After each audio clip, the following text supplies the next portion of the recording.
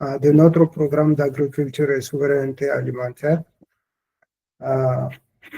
Pour rappel, la séance passée, on a vu la première partie qui s'articule autour du développement durable, l'agriculture durable ainsi que l'agroécologie, tout ce qui est généralité.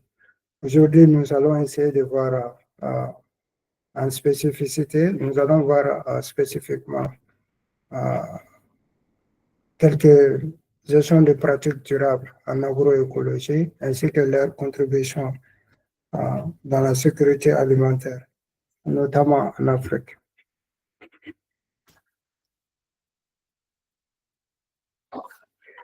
Et voilà, ça, c'est pour brièvement introduire rapidement les principes de l'agroécologie. Ce qu'on voudrait dire par agroécologie brièvement, et ça passe par un certain niveau. Et le premier niveau de transition consiste à surtout améliorer l'efficacité des pratiques conventionnelles. Comme on l'a vu la fois passée, ces pratiques conventionnelles n'est pas sans conséquences négatives, surtout si ce n'est pas, ces pratiques ne sont pas contrôlées. Et ce premier niveau se traite par la réduction des intrants chimiques pour limiter justement l'usage de ces produits chimiques. Et le deuxième niveau, nous avons des initiatives alternatives aux pratiques conventionnelles, à savoir l'agroécologie globalement ou encore la lutte intégrée, l'agriculture biologique et d'autres pratiques de lutte autocide, etc. Et le troisième niveau consiste à amorcer une conversion totale des agroécosystèmes vers la durabilité, et cela par la rotation des cultures, des associations culturelles ainsi que l'agroforesterie. Il y a également la naissance des réseaux alimentaires avec un contact direct. Et là, nous avons pour la première fois la citoyenneté alimentaire. Ainsi, le dernier niveau consiste à la conversion totale des agroécosystèmes vers l'agroécologie comme telle. Et là, ça consiste à l'introduction du côté social surtout, avec des principes d'équité, de justice et de gouvernance durable.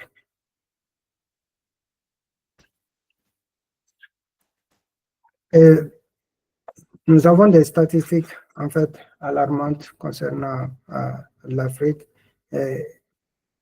Je suppose que vous le savez déjà, les pays africains en général, ils contribuent très peu aux émissions mondiales de gaz à effet de serre.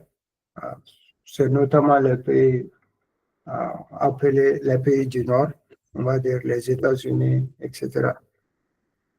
Toutefois, les changements d'utilisation des terres et déforestation, principalement en Afrique, ces changements comptent pour 64% dans les émissions de gaz à effet de serre.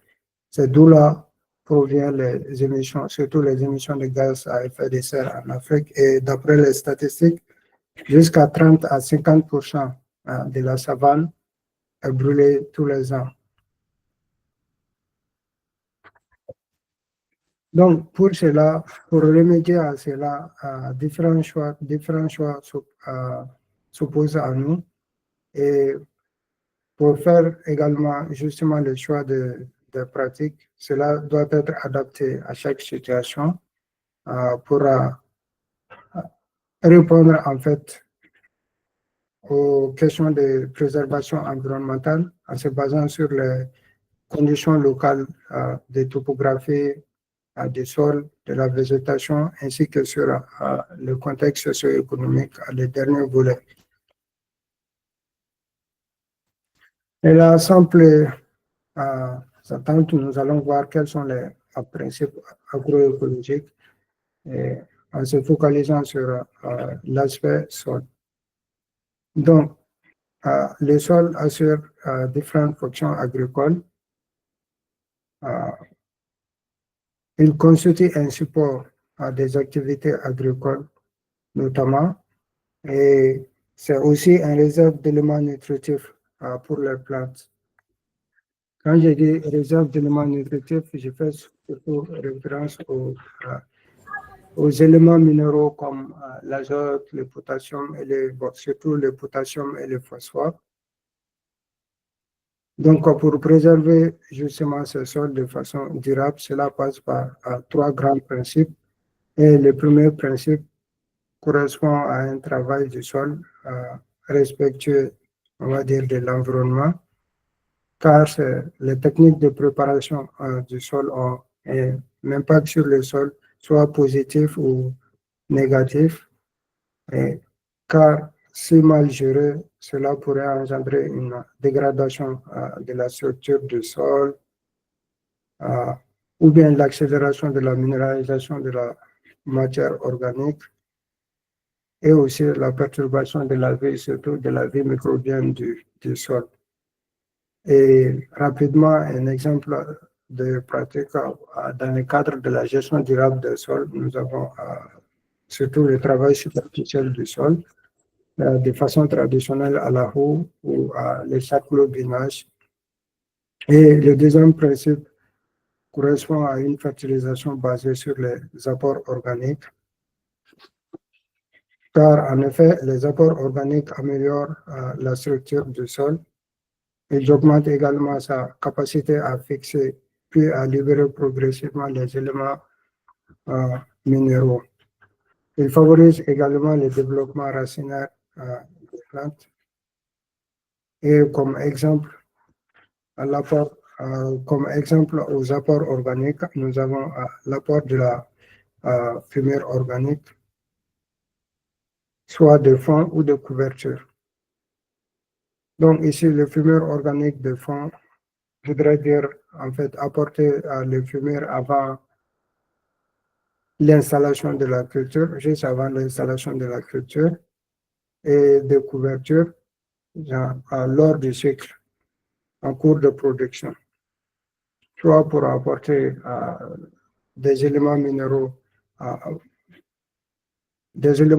manquants afin de satisfaire les besoins de la culture. Et nous avons le troisième principe qui est une protection par la couverture permanente. Et cette couverture, en fait, protège les sols et réduit ainsi les risques de dégradation. Pourquoi? Car si le sol est couvert avec les pluies, par exemple, auront moins d'effet sur l'érosion du sol. Et ainsi, cela passe par l'apport de la matière organique qui va par la suite améliorer la structure du sol et assurer un bon développement de l'activité microbienne. Et comme exemple, nous avons des associations culturelles, ou bien des successions culturelles, et encore le paillage.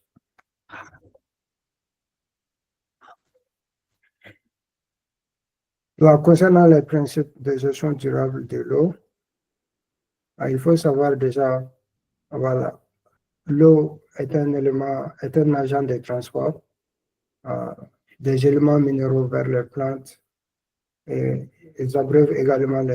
l'eau abreuve également les animaux. Donc, toutefois, l'eau peut être destructive car elle peut éroder les terres par ruissellement à la suite de grosses pluies, peut détruire également les cultures lors de fortes pluies et peut provoquer des inondations par la suite. Donc, on a également ici trois principes et le premier est un usage raisonné des ressources dont nous disposons.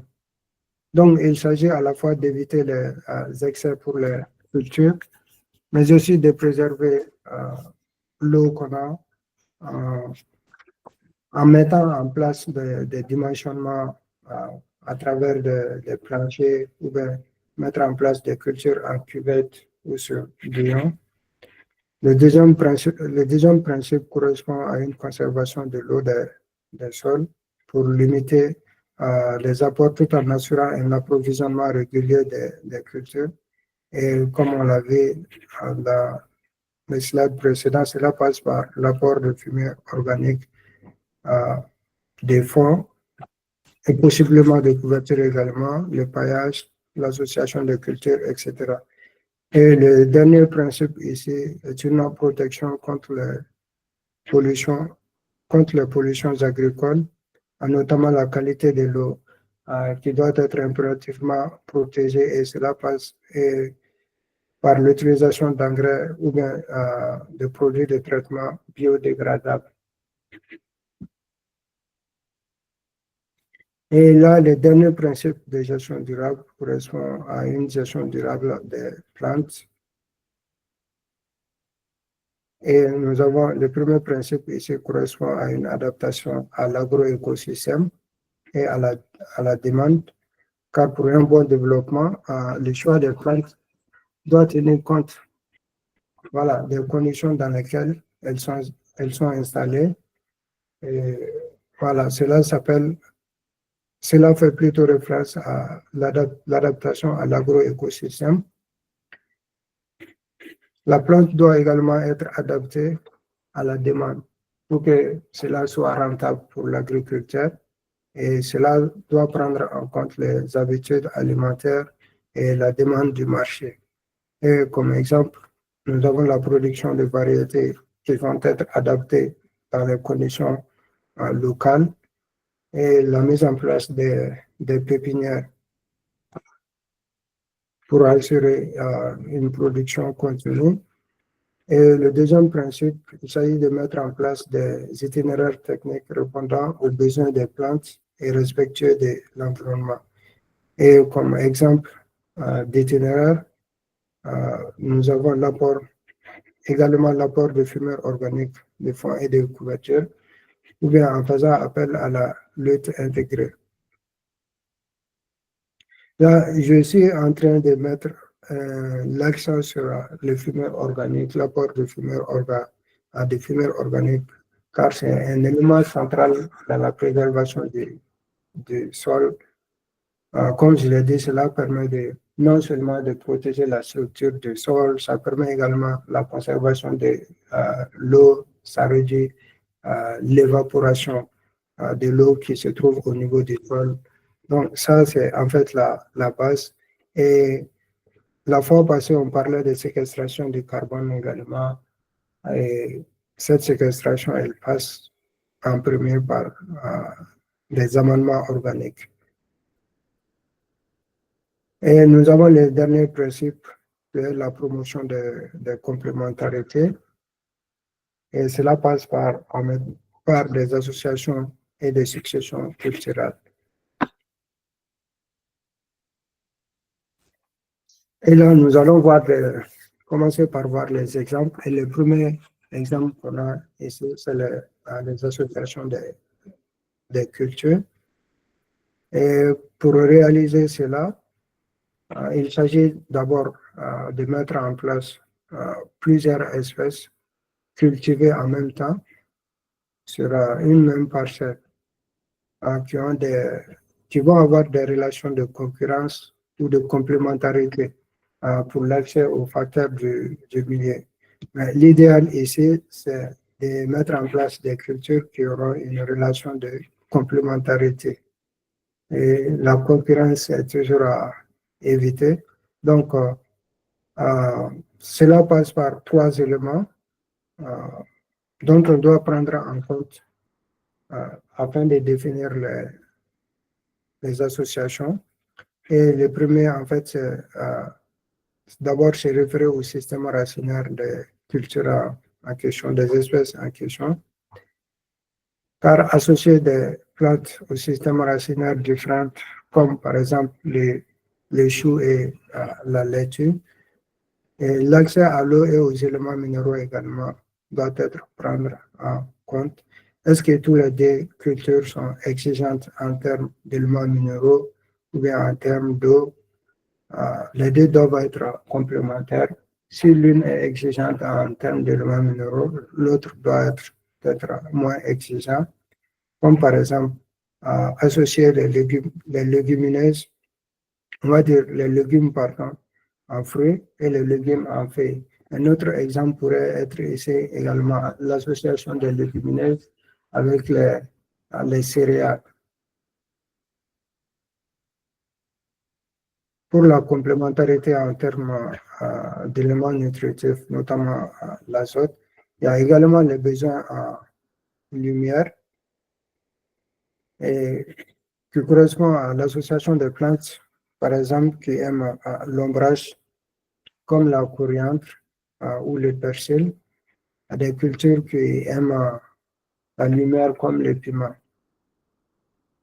Donc, il faut noter que certaines plantes ont des propriétés intéressantes à valoriser dans le cadre surtout de la protection des cultures.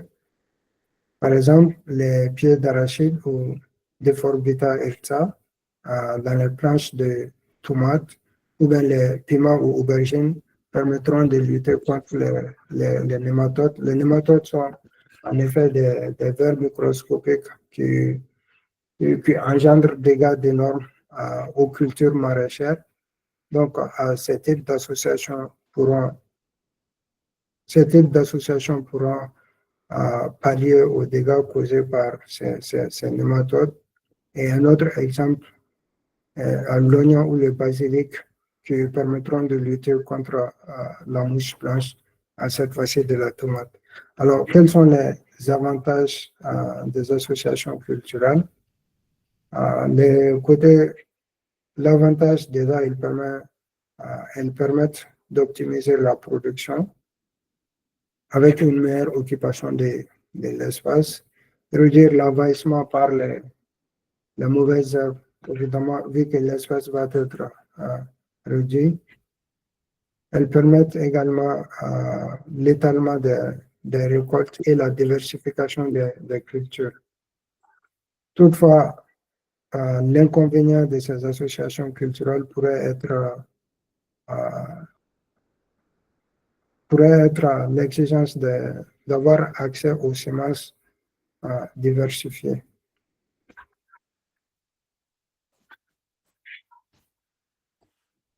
Et tantôt, comme je le disais, ces associations peuvent avoir des effets négatifs et il faut tenir compte, avant de mettre en place les associations culturelles, il faut tenir compte de la concurrence entre les cultures qui vont être associées.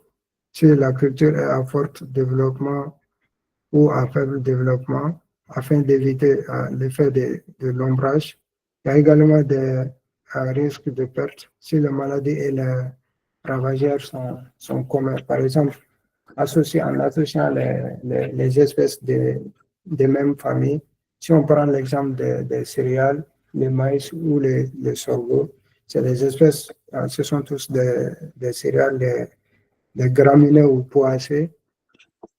Donc, il y a des risques dans ce cas de perte si les maladies et les ravageurs sont communs. Et l'excès également ou l'insuffisance en eau, par exemple, l'association de cultures ayant des besoins différents, ça c'est très important.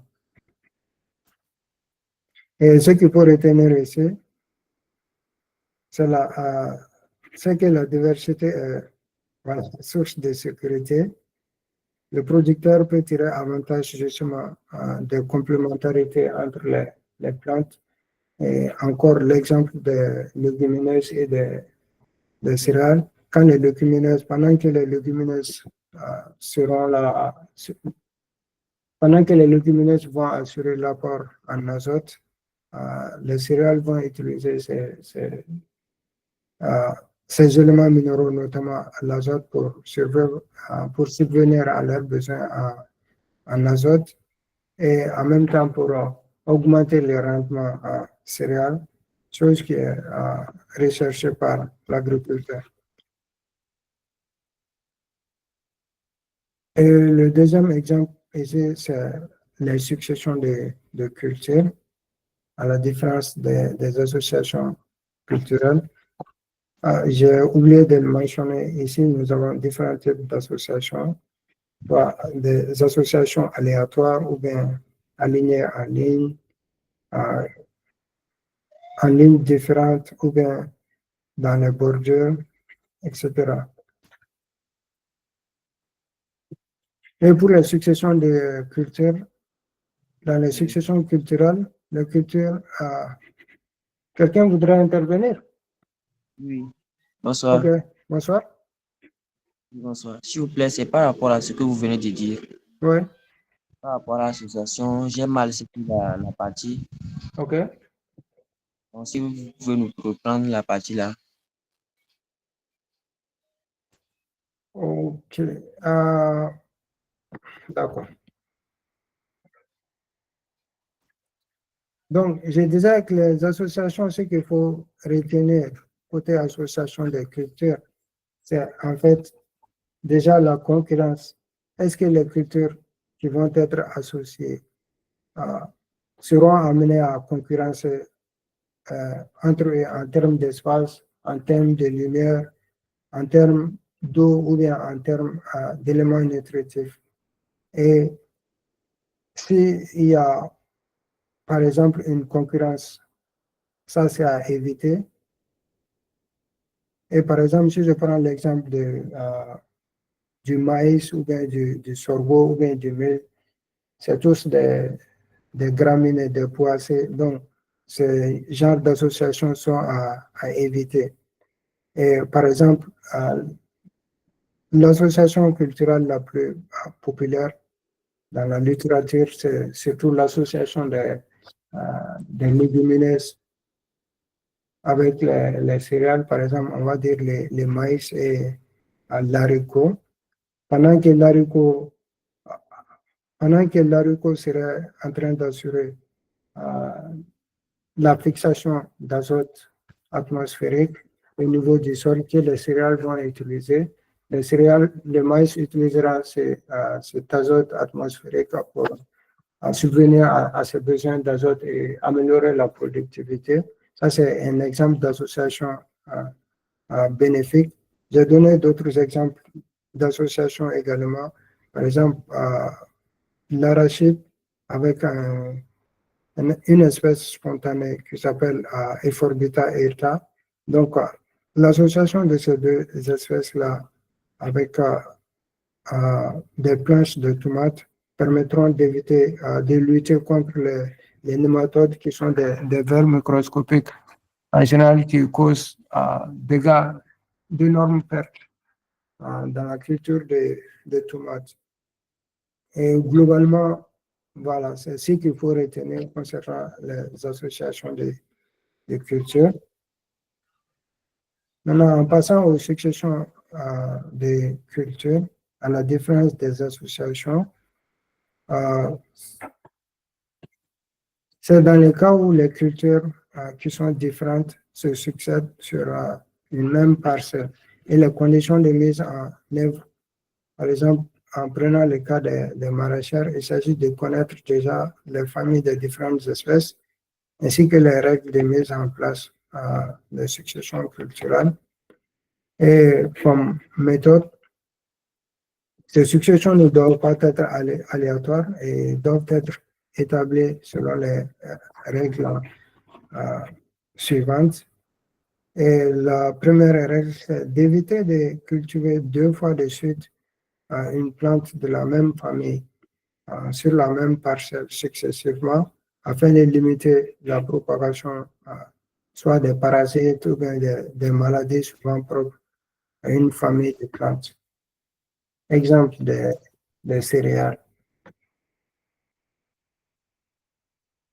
Et là également, nous avons, je crois que les radis n'est pas une culture assez fréquente chez nous en Afrique subsaharienne. Mais bon, l'arachide, on en a.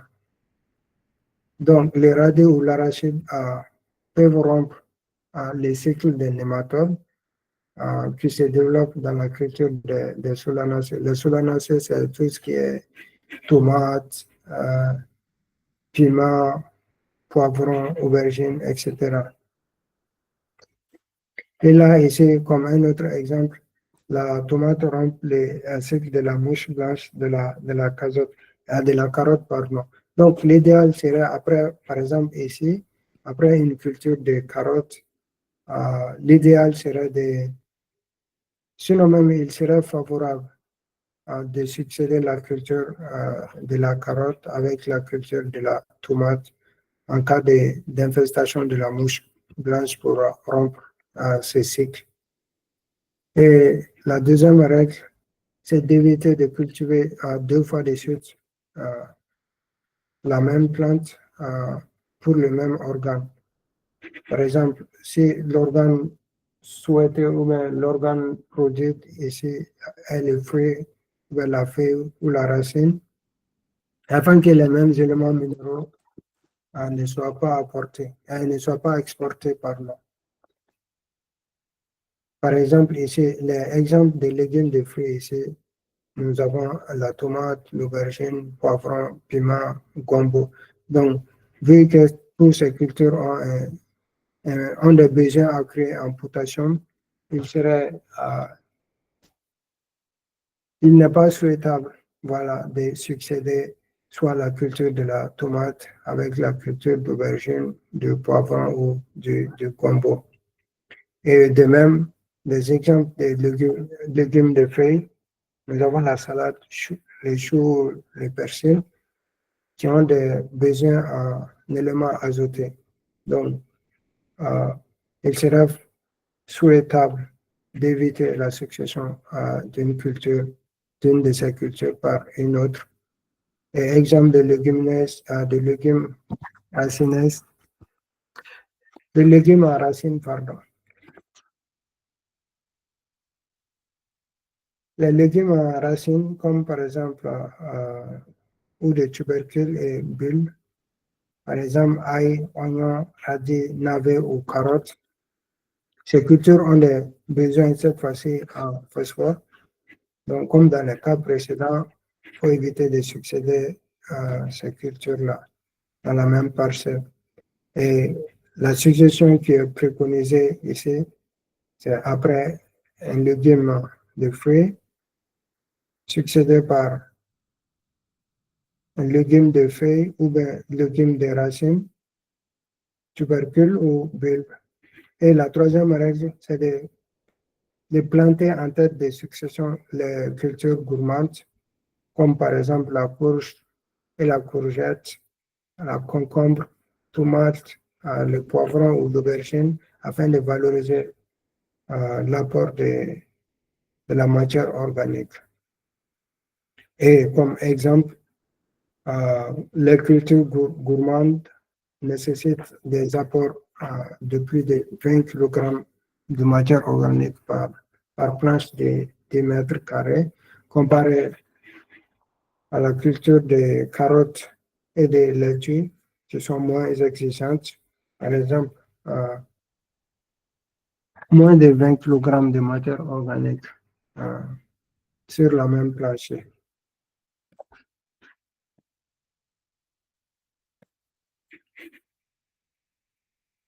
Donc, la règle suivante, c'est d'alterner les plantes nettoyantes. Ici, l'exemple de la tomate et les plantes salissantes, comme la carotte. Pourquoi nettoyante et salissante? Car on a vu la tomate, par exemple, ça permet de rompre les cycles de ces nématodes, ces vers microscopiques qui génèrent des pertes de rendement. Donc, ici, d'où la notion les plantes nettoyantes et salissantes. Voilà, la carotte, les navets qui sont plus ou moins des hôtes de ces nématodes-là. Et attendre avant de cultiver à nouveau une même plante au même endroit. Exemple, la carotte ou l'oignon qui peuvent être cultivés sur une parcelle un an sur deux. Déjà, si on cultive la carotte cette année, la deuxième année, la carotte peut être cultivée à nouveau. Et comme avantage de succession de cultures, elles ont des règles d'application simples, favorisent la diversification, permettent une meilleure gestion de la fertilisation des sols surtout, réduire la pression des parasites, les cas des nématodes, en diminuant les besoins de recours en produits chimiques et synthèse. Et l'inconvénient ici, elles exigent un accès aux semences diversifiées. Et soit 92% des légumes qui sont cultivés dans la zone sont de la famille des solanacées. Et ce qu'il faut surtout retenir, c'est que les successions culturelles par leur action sur le sol et sur la maîtrise du parasite et des mauvaises herbes, la succession de cultures permettent un meilleur développement de ces cultures-là.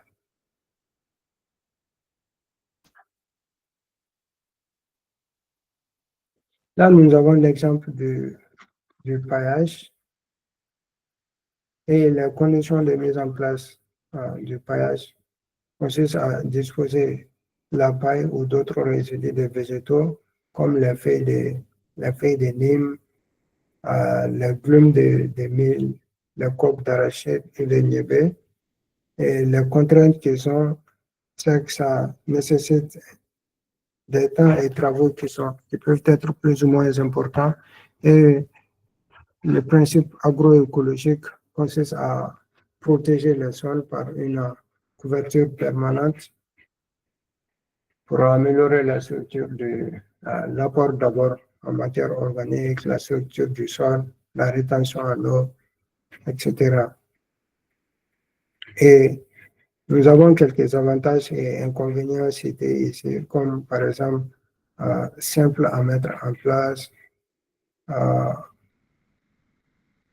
la protection des plantes en évitant la projection des terres avec les gouttes d'eau lors des arrosages ou bien des fortes pluies.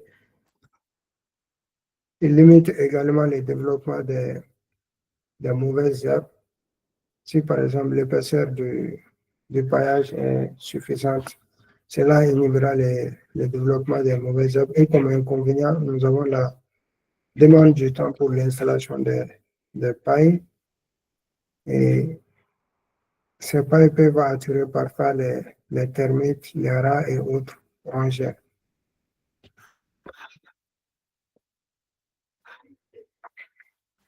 Et là, pour illustrer tous les exemples qu'on vient de montrer, montrant des exemples, nous avons ici une étude qui a été réalisée dans la région de Fès-Meknès.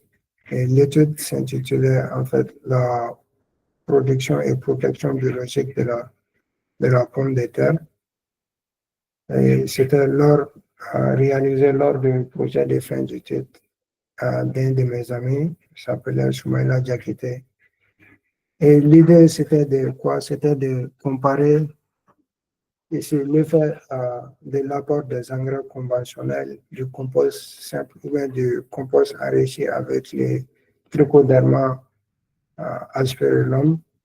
C'est un champignon bénéfique, champignon entomopathogène contre les insectes nuisibles aux cultures. Et là, le dispositif expérimental, ça c'est le dispositif expérimental, on ne va pas s'attarder sur ça. Mais par contre, ce qu'il faut noter, c'est que l'engrais conventionnel était composé surtout, on va dire, là, à 10-32-12 voudrait dire ici à 10 kg d'azote, 32 kg du phosphore et 12 kg du potassium. À cela, ajouter les sulfates. Et la dose utilisée était à 500 kg par hectare, soit comme engrais de fond avant l'installation, juste avant l'installation de la culture, ou bien comme engrais de couverture. Et là, pour l'engrais de couverture, nous avons la composition d'azote, phosphore, potassium à des doses de 600 kg par hectare.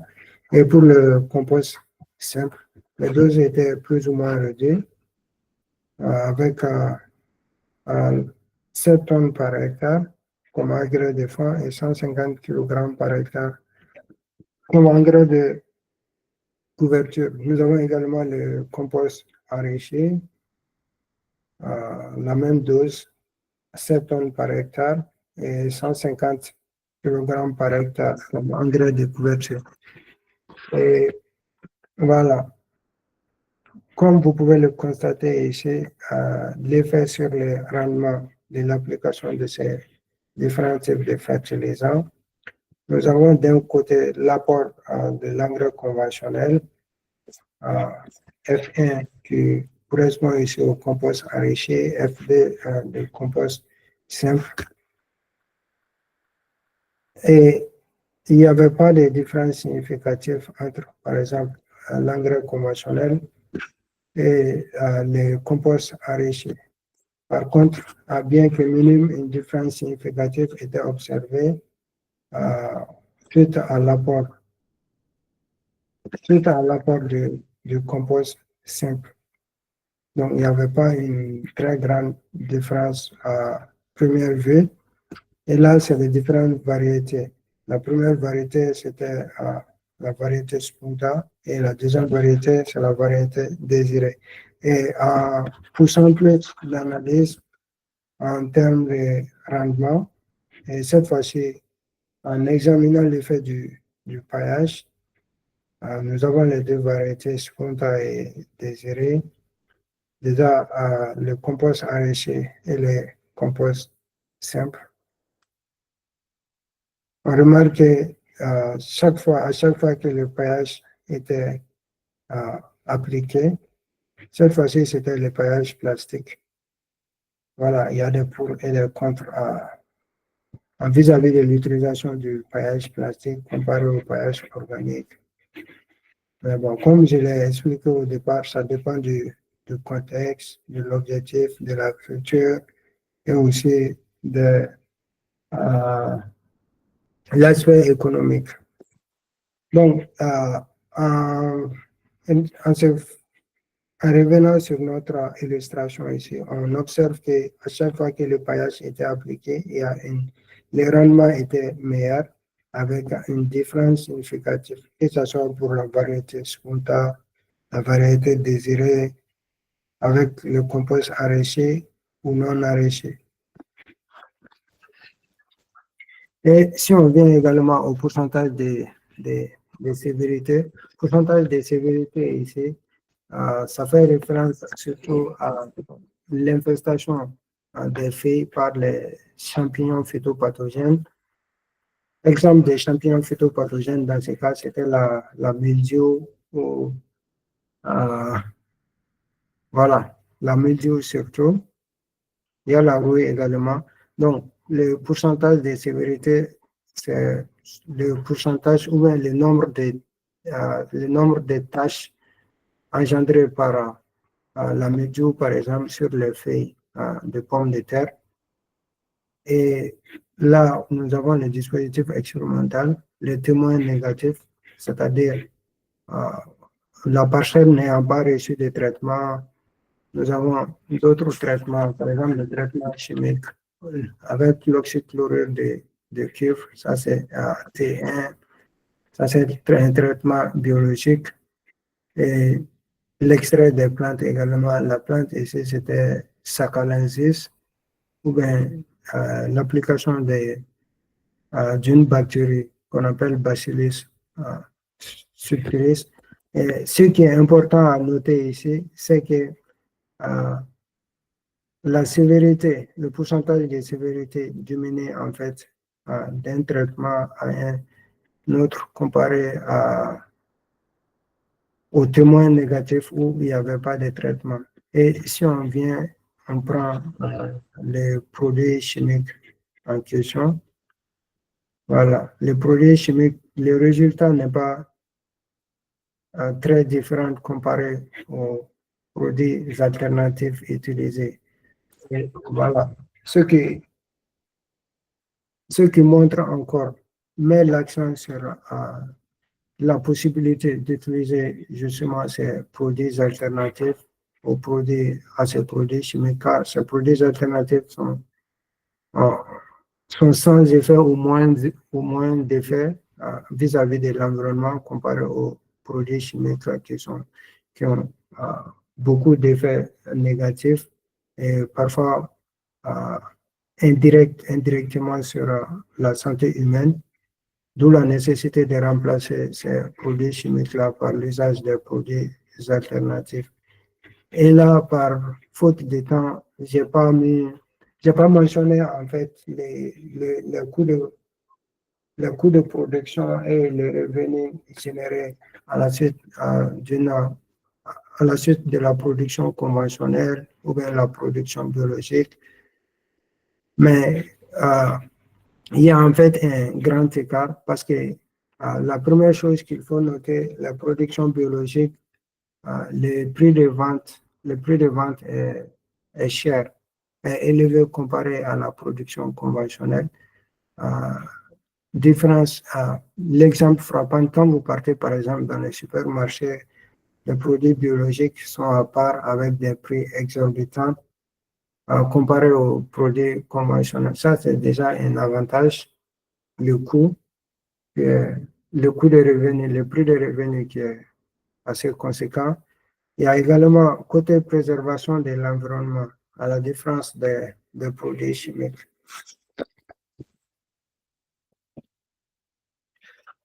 Et le deuxième exemple, c'est la production et protection biologique de l'oignon dans la même région.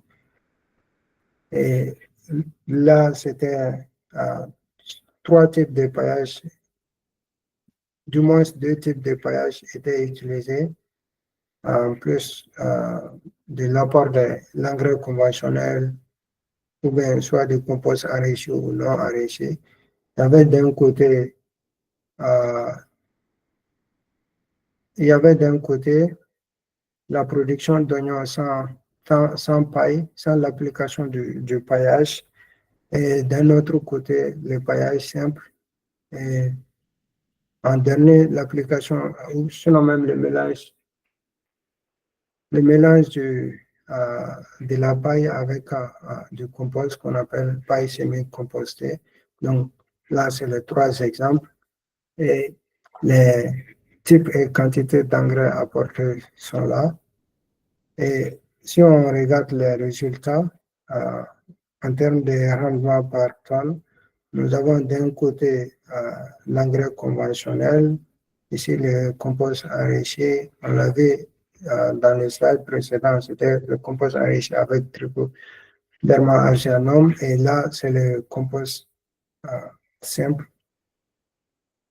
Et il y a à chaque fois une différence significative, bien que la différence ne soit pas très visible à l'œil nu. Et même si on regarde les chiffres, ce n'est pas très significatif, mais quand même, statistiquement, il y a une différence significative. Et là, si on revient encore en termes de l'application du paillage ou non, nous avons, quand le paillage n'était pas appliqué, il y a les rendements qui étaient la plus faible. Ensuite, avec un paillage simple et paillage chimique composé, nous observons que quand le paillage est semi-composé, nous avons le plus grand rendement, et à chaque fois la différence était significative. Et donc, comme recommandation à la suite de cette étude, il s'agirait d'utiliser des biopesticides, notamment les extraits des nimes. Je crois que les nimes, on les trouve assez souvent dans nos pays, dans la sous-région. Beauveria bassiana, ça je ne sais pas trop, c'est quelque chose qui est disponible sur le marché. Et le coût pourrait être plus ou moins cher, le coût d'achat. Ou bien utiliser les savons potassiques et les peut-être contre les trips de l'oignon. Et la deuxième recommandation, l'évaluation des huiles essentielles, des racines, des extraits de datura, des thym, tout ça c'est des plantes, et l'eucalyptus. L'eucalyptus surtout, on en a en pagaille dans la sous-région et d'autres bio extrait contre les TRIPS, se plaignant à la différence de l'utilisation des produits chimiques, des engrais chimiques qui sont parfois, qui donnent les mêmes résultats, sinon même des résultats minimes avec des conséquences négatives comparé à l'utilisation de ces produits naturels. Et voilà, je crois que là, c'est tout.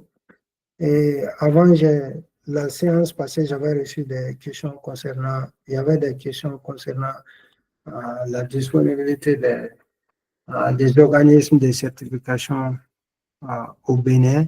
Et j'ai eu à faire une petite recherche et l'intéressé, ça c'est par exemple la liste des organismes qui délivrent des semences certifiées vis-à-vis de la préservation de la qualité génétique. Donc ça, c'est l'ensemble des organismes, déjà les distributeurs accrédités ou bien les organismes qui assurent l'import au niveau du pays. Et il y avait quelqu'un d'autre qui avait soulevé une question concernant vis-à-vis de l'utilisation des produits, des pesticides. Voilà, des pesticides. C'était les Primazine et Stratos Ultra. Déjà, à la suite des recherches que j'ai eu à effectuer, il s'avère que la Primazine a été retirée en fait du marché. Et déjà, c'est un désherbant total, c'est-à-dire ça tue tout ce qui est vivant, les espèces utiles, les ravageurs utiles, les insectes utiles, pardon, les ravageurs, donc ça tue tout ce qui est vivant et d'après les indications, c'est réservé aux usages non agricoles.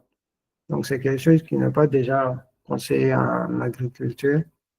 Je crois que la question c'était si l'usage de ces pesticides avait des effets néfastes vis-à-vis de l'environnement. Si ce n'est pas le cas, la personne pourrait toutefois clarifier, sinon même rappeler c'était quoi la question. Et le second pesticide, c'était le Stratos Ultra, qui est un herbicide spécialisé anti-graminées post-levée, c'est-à-dire c'est spécialisé, spécifique dans la lutte contre les mauvaises herbes de la famille des graminées. Et donc, c'est spécifique aux graminées, cela pourrait dire que une fois appliqué dans les cultures des céréales, ça pourrait éliminer toute la culture parce qu'il est spécifique aux graminées, c'est un anti-graminé. Ce dernier est autorisé en agriculture et toutefois il est conseillé de l'utiliser à des doses spécifiques qui sont inoffensives ou bien qui sont moins nocives à l'environnement. Et là, c'est des doses qui sont recommandées dans l'étiquette du produit. Et voilà, c'est un peu ça. Et si vous avez des questions, feel free to ask all your questions. Je ne sais pas s'il y avait des anglophones parmi nous. En tout cas, j'espère que non. Mais bon, que ce soit en français, en anglais, feel free to ask any question you may have. Thanks very much for your attention. Merci beaucoup, Aboubakar, pour cette excellente présentation. Et ça, je ne le dis pas pour te flatter, hein. Je ne dis pas pour te flatter, moi-même étant du domaine, vraiment, la présentation, elle était riche. Je pense que nous tous, on peut le témoigner. Vraiment, déjà, on te remercie, vraiment. Je pense que tout le monde a été servi, tant les spécialistes, on a eu des termes scientifiques, on allait dans les familles biologiques.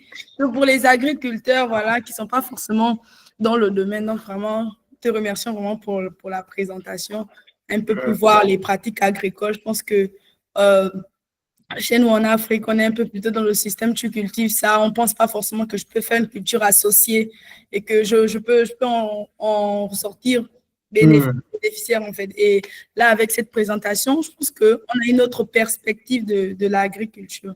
Voilà. Donc, merci beaucoup. Et comme Aboubacar l'a déjà mentionné, si vous avez des questions, n'hésitez pas, vous pouvez lever la main et on vous donne la parole.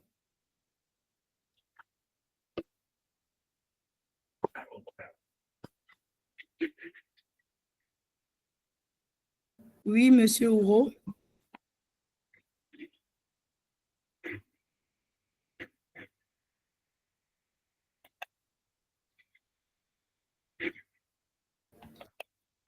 Monsieur Ouro, si vous pouvez prendre la parole.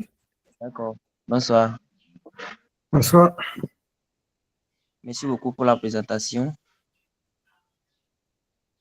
Bon, ma question, c'est par rapport à l'association des cultures, comme vous l'avez dit.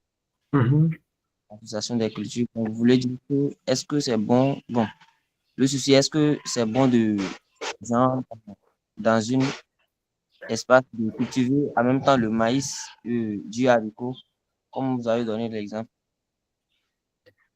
Oui, ça c'est très souhaité. C'est très souhaité de cultiver le maïs avec de l'haricot. Pourquoi? Les deux, parce qu'on a dit en association culturelle, la chose qu'il faut prendre en considération, c'est est-ce qu'il y a concurrence ou complémentarité. Or, dans le cas du maïs et l'haricot, il y a une très grande complémentarité. Et pourquoi? Parce que l'haricot est une légumineuse en fait, et les légumineuses sont reconnues par leur capacité à fixer l'azote atmosphérique. Depuis l'atmosphère, il est fixé au niveau du sol. Et le maïs en tant que culture, il y a déjà les éléments minéraux essentiels. Parmi les éléments minéraux essentiels dont une culture a besoin, le premier, c'est l'azote. Et déjà, si l'haricot met ça déjà à la portée, donc c'est quelque chose qui est très recommandé. Donc cet azote-là va être utilisé par la culture du maïs afin de booster la productivité, comment on dit ça, la rugosité de la culture. Donc c'est très souhaité. Merci.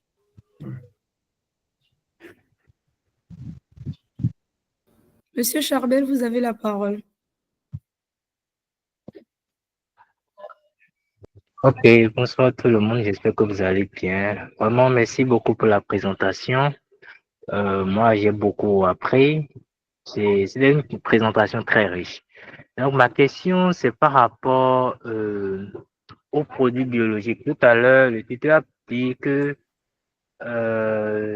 qu'il y a un avantage dans la production, d'autant plus que son prix est élevé par rapport au prix des produits conventionnels. Moi, je voudrais vraiment savoir si c'est un avantage dans ce sens, parce que si on porte un regard sur les consommateurs, je veux parler par exemple des citoyens qui n'ont pas un pouvoir d'achat peut-être vraiment élevé. Est-ce que ceux-là ont vraiment la possibilité de s'approprier ces produits biologiques? Parce que lorsqu'on produit, après finalement c'est pour consommer. Donc si déjà dans la population, tout le monde n'a pas le pouvoir d'achat, pour pouvoir se procurer le produit qui est disponible, est-ce que là, à un moment, il n'y a pas un inconvénient et quelque chose qu'on peut faire pour pouvoir pallier ça? Voilà ce que je voudrais savoir. Merci bien. Oui, tu as tout à fait raison. Comme on le dit, les Anglais disent one side all fit. Ce n'est pas une solution à tous les problèmes. Ça dépend de, je l'ai dit au début de la présentation, ça dépend de beaucoup de facteurs, y compris déjà la culture, les sols, le marché en fait, le marché ou la destination finale du produit. Dans le cas où vous avez cité, par exemple, si la population s'il n'a pas de moyens déjà de se procurer de ces produits. Pourquoi? Parce que le coût de production est cher. Et l'objectif ici, ce n'est pas en fait de faire une production biologique, mais de limiter l'utilisation des produits chimiques qui ont un effet néfaste vis-à-vis de la préservation de l'environnement. Donc, les produits chimiques en soi, ce n'est pas quelque chose qui est néfaste, mais à des doses, ça peut avoir des conséquences. Donc, face à la situation que vous venez de soulever, l'idéal serait, voilà, en plus d'utiliser ces produits biologiques que vous avez, dont vous disposez naturellement, voilà, serait toutefois d'utiliser des produits chimiques, soit pour compléter les besoins en éléments minéraux ou bien dans les cas où l'investation des mauvaises herbes et l'utilisation de ces produits pour éliminer justement ces mauvaises herbes. Donc, voilà, je crois que c'est ça la solution. Mais ça dépend de chaque situation. C'est un contexte spécifique, ça dépend de chaque contexte. Ok, d'accord, je comprends maintenant. Merci bien. Merci. Merci à vous pour la question. Monsieur Yannick, vous avez la parole.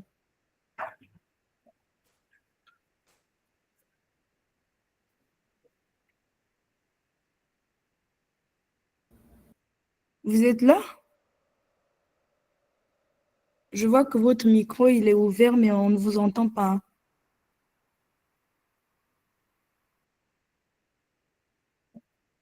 Bon, en attendant qu'il règle le souci technique, on va passer à la question de monsieur Hamadou. Bonsoir tout le monde. Bonsoir. Bonsoir. Je tiens d'abord à remercier M. Mariko. Et ma question se base sur quelque chose. Cette année, moi et mon tuteur, nous étions en train de récupérer un sol qui était un peu acide. OK. Et donc, on utilisait des produits chimiques pour amener le sol à la neutralité. OK. Oui, donc, je voudrais savoir, est-ce que cela rentre dans le contexte du développement durable du sol? Pas du tout. Ah, Et, oui. ouais. Déjà, je suis intrigué. Si tu peux m'expliquer quel type de produit vous étiez en train d'utiliser pour amener l'acidité à neutralité. Je ne sais pas, mon tuteur, parfois, on enlève le sol et on met des produits chimiques. Mais je ne sais vraiment pas le nom. Et l'objectif, c'était d'élever le pH. Hein? Oui, exactement. Oui, exactement. OK.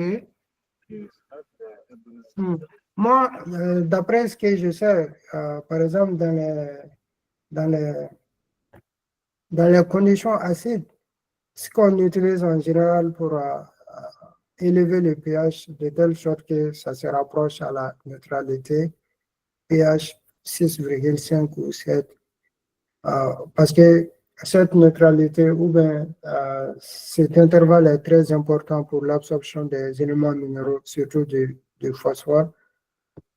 Et ce que, d'après l'expérience que j'ai, ce qu'on utilise en fait, c'est des apports organiques, surtout en sulfate. On appelle ça les soufres élémentaires. Donc, c'est quelque chose, il y en a qui apportent également les biochars. Je ne sais pas si tu en as entendu parler. Et tout ça, c'est des alternatives pour essayer d'élever le pH de telle sorte qu'il atteigne se rapproche de la neutralité. Mais non, l'utilisation des produits chimiques, c'est la première fois que voilà, j'entends ça. Mais bon, on est là pour apprendre l'un et l'autre. Ok, merci beaucoup. Ouais. D'accord. Après, il faudrait savoir le pH du sol. Il était déjà à combien? Acide, c'est très vague. Parce que généralement, les pH du sol, on n'a pas forcément un pH 7 du sol. Donc, si on a un pH légèrement acide, donc 5, 6,5, en tout cas qui se rapproche de 7, ça va, on accepte. Mais quand on parle de sol acide, c'était exactement quel pH. Ça également, il faudrait demander à votre tuteur pour voir pourquoi, en fait, il faut l'amener vers la neutralité. Ça, c'est très important. On passe à la question de Monsieur Michel. Ok, bonsoir à tous. Je vous remercie. C'était une belle présentation. J'ai vraiment aimé et appris beaucoup de choses. Et c'était moi l'auteur de la question sur les pesticides et leurs effets néfastes.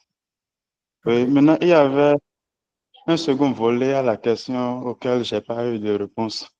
C'était de savoir la possibilité de retour à l'état initial des sols et par quels moyens précisément. Possibilité de retour à l'état initial du sol, tu peux détailler en fait, quand tu dis de retour à l'état initial du sol, à quoi tu fais référence? Ok. Bon, avant l'utilisation des pesticides dont nous parlons, le sol était un état donné avec plusieurs paramètres. Oui. Maintenant, après l'utilisation des pesticides, ça agit sur le sol et sur l'environnement en général. Maintenant, comment y remédier pour passer à l'état? Ok. D'accord, je comprends. Je crois que pour faire ça, déjà, ça va être difficile de dire qu'on va ramener le sol à son état initial. Comme on l'a dit, pour construire un sol, pour mettre en place un sol productif, il faut des millions d'années. Et pour dégrader ce sol-là, il faut une petite action pour dégrader. Donc, c'est un processus qui prend du temps, c'est à l'échelle géologique. Et déjà, tout ce qu'on pourrait faire pour se diriger dans le sens du développement durable, de la préservation des sols, serait déjà d'assurer une couverture permanente du sol, de telle sorte que les sols ne soient pas exposés à des fortes pluies ou bien au soleil. Aussi, favoriser également la rétention des résidus, chose qui n'est souvent pas utilisée, par exemple, dans nos pays. Je me rappelle quand j'étais petit, quand on utilisait, on cultivait les céréales. Et avant de commencer l'installation pour la saison à venir, on exportait tous les résidus du sol.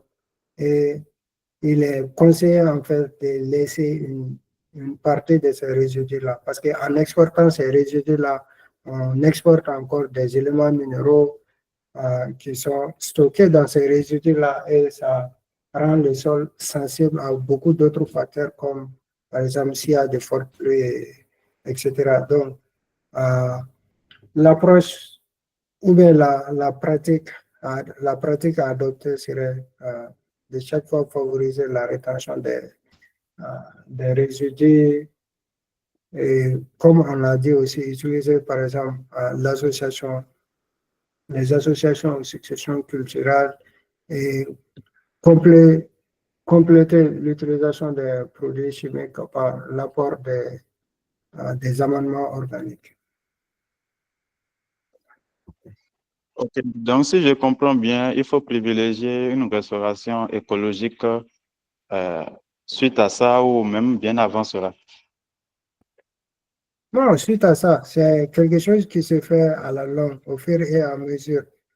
Et par crainte, on va dire par souci d'améliorer sa productivité, les amendements organiques en général ne sont pas très riches ou bien ne contiennent pas les stocks nécessaires ou bien les besoins de la plante ne peuvent pas assurer à eux seuls les besoins de la plante. Donc, pour atteindre toutefois la productivité souhaitée, il faut accompagner l'apport de ces amendements organiques par l'utilisation des engrais chimiques à des doses minimes. Voilà. Ok, j'ai compris. Il y a une question qui suit ce que vous venez de dire. Hier ou avant-hier, j'ai lu un article qui parlait des engrais chimiques disant que c'est une erreur écologique, je dirais, et qu'il faut privilégier beaucoup plus les apports organiques aux cultures, tout ça. Je veux comprendre que, bon, après lecture, c'était un peu flou, je dirais. Ok. D'un côté, ils n'ont pas tort, ils ont raison. Ça dépend de leur contexte.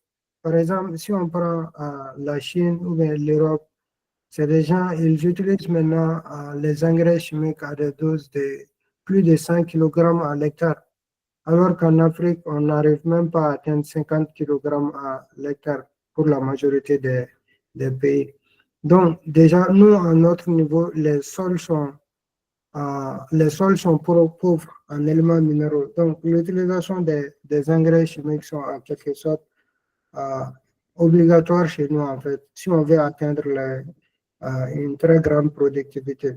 Parce que pourquoi les amendements organiques mettent du temps avant de se minéraliser et mettre les éléments nutritifs disponibles pour la plante qui sont nécessaires pour le maintien de la plante et tout, etc. Maintenant, dans ces pays-là, par exemple, en Chine, où il y a beaucoup de toxicité, surtout toxicité en éléments minéraux, là, chez eux, par exemple, c'est conseillé d'éviter l'utilisation des produits chimiques parce que quand on parle de toxicité, c'est à des doses très élevées. Et chez nous, on n'est pas arrivé là-bas d'abord. Nous, on est dans la nécessité.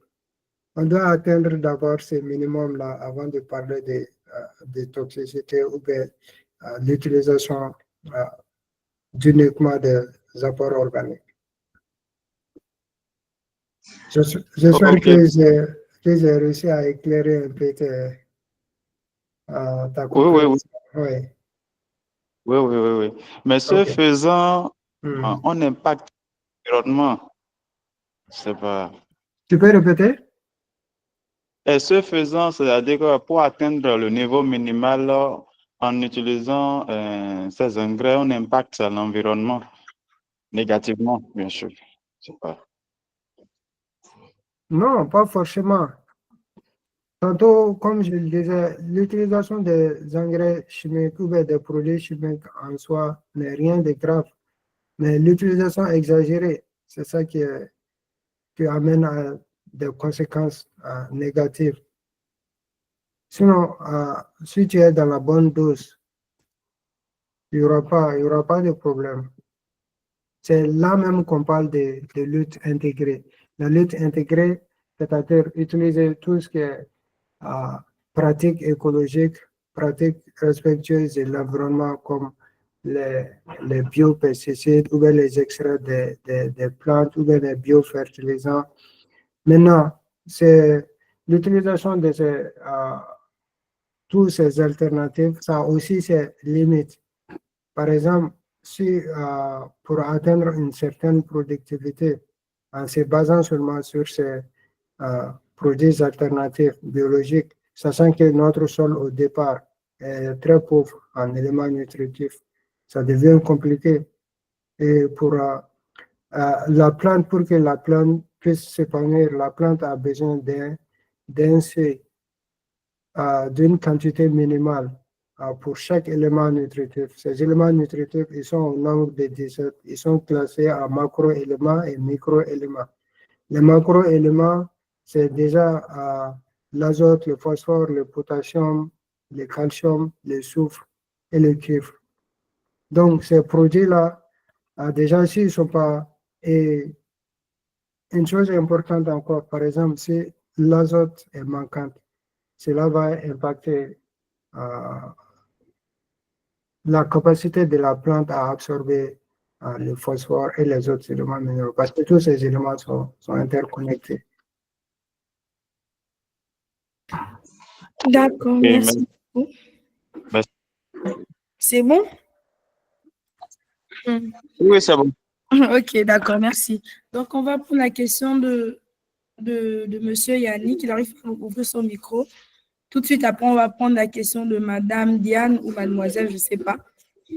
Donc, Monsieur Yannick demande en quoi les cultures associatives favorisent l'agriculture durable et quel est l'avantage de cette pratique pour les agriculteurs.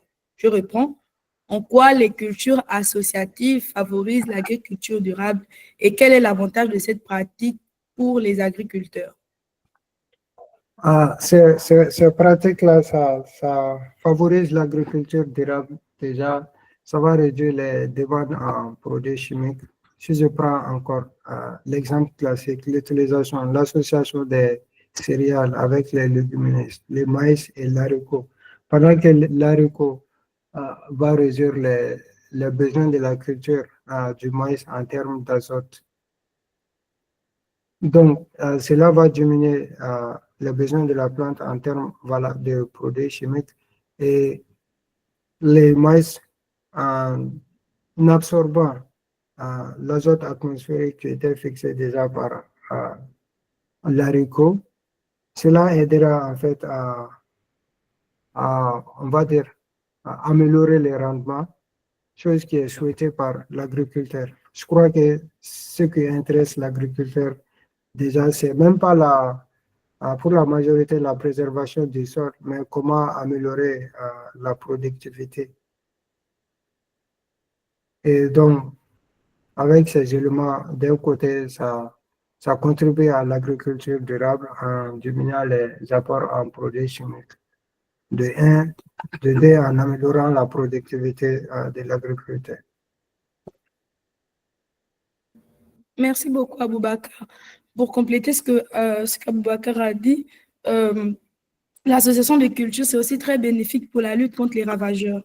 Je pense que ça intéresse les agriculteurs. Donc, si on veut diminuer les apports en pesticides, on peut opter pour l'association des cultures. Par exemple, on a une culture A qui est plus sensible à tel ravageur. On peut l'associer à une autre culture qui, elle, n'est pas sensible, en fait. Donc, ça va diminuer, j'ai envie de dire, l'attraction, en fait, des ravageurs sur cette culture-là. Donc, qui en sort bénéficiaire? Bon, l'environnement, mais aussi l'agriculteur. Parce que là, maintenant, voilà, il fait qu'on va dire, on griffe une lutte biologique, en fait. Voilà. Donc, je crois qu'on va prendre deux dernières questions. Donc, Madame ou Mademoiselle Diane, je ne sais pas trop, vous avez la parole.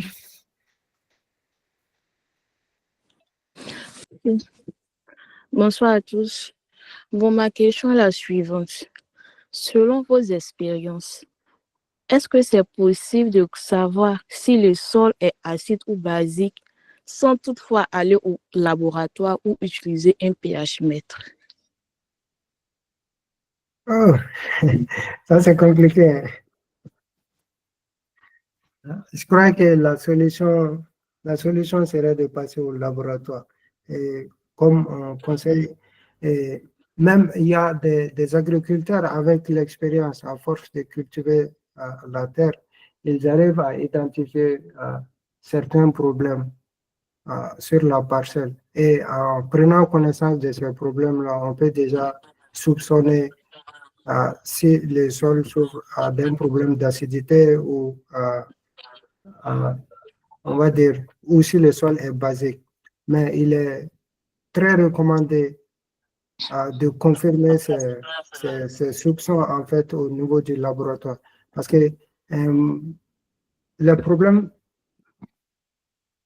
la culture en fait, comment je vais dire ça? Il y a plusieurs problèmes qui sont interconnectés, ou bien plusieurs facteurs qui sont interconnectés. Parfois, il y a des problèmes liés à l'exposition au soleil qui peuvent ressembler à des symptômes d'acidité et à vue d'œil seulement ou bien à travers l'expérience de l'agriculteur. Tu ne peux pas dire en toute confiance voilà, que le sol il est assez ou bien basique. Et il faudrait obligatoirement passer par des expériences au laboratoire pour confirmer cela.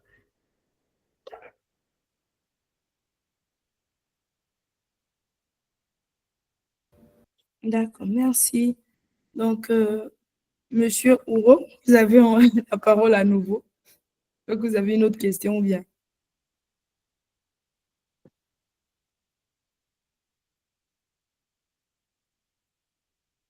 Est-ce qu'il est là?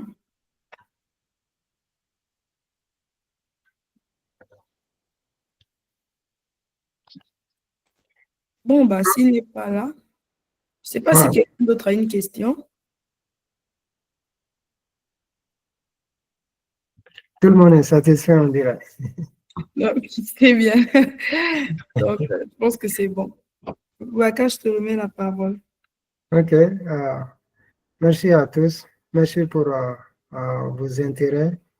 Merci d'avoir été présent. Merci pour vos questions et tout. J'espère avoir été, ou bien, j'espère avoir éclairé les nuances que vous aviez vis-à-vis de certains points. Et voilà, nous allons continuer encore la semaine prochaine. Et on a hâte de vous avoir parmi nous. Et merci pour votre patience. Merci. La semaine prochaine, on va débuter tout ce qui est valorisation des bioressources et ce sera avec moi. Donc, je vais vous confirmer l'horaire le lundi soir. Lundi soir par rapport à la séance de mardi pour quelques contraintes. Et sinon, jusqu'à maintenant, c'est mardi à 16h. Au revoir. Au revoir. Bye bye.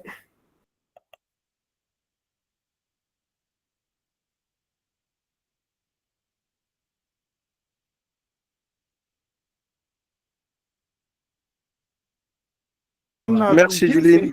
Bye bye.